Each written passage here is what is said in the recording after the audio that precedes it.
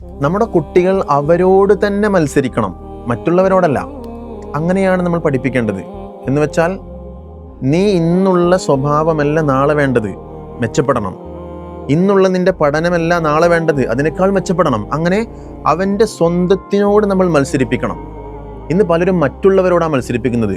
എപ്പോഴും മറ്റുള്ളവരോട് മത്സരം. അടുത്തൊരു കുട്ടി പഠിക്കുന്ന കുട്ടിയുണ്ടെങ്കിൽ അവനേക്കാളും മാർക്ക് വാങ്ങണം, അല്ലെങ്കിൽ മറ്റെന്തെങ്കിലും കഴിവുള്ള കുട്ടിയുണ്ടെങ്കിൽ അവനേക്കാളും കഴിവ് വേണം. അങ്ങനെയല്ല, ഇന്നുള്ള നീ അതിനേക്കാളും നാളെ നീ ഉയരണം.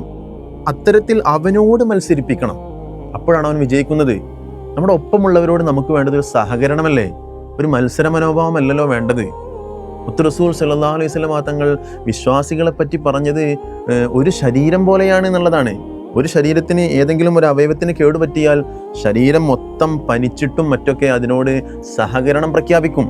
ഇത്തരത്തിലുള്ളൊരു കൊളാബറേഷൻ, ഒരു സഹകരണമാണ് നമുക്ക് വേണ്ടത്. മറ്റുള്ളവരൊക്കെ നമ്മളെപ്പോലെ തന്നെ വിജയിക്കണം, അവരോട് പറഞ്ഞു കൊടുത്ത് നമ്മളെപ്പോലെ മാർക്ക് വാങ്ങിക്കണം, അവരൊക്കെ വിജയിച്ചു വരണം എന്നുള്ള ഒരു ആശയമാണ് നമ്മുടെ കുട്ടിയിലേക്ക് നമ്മൾ നൽകേണ്ടത്. അതുകൊണ്ട് ഞാൻ പറഞ്ഞു വന്നത്, കുട്ടികളെ അവരോട് തന്നെയാണ് മത്സരിപ്പിക്കേണ്ടത്, മറ്റുള്ളവരോടല്ല എന്നാണ്.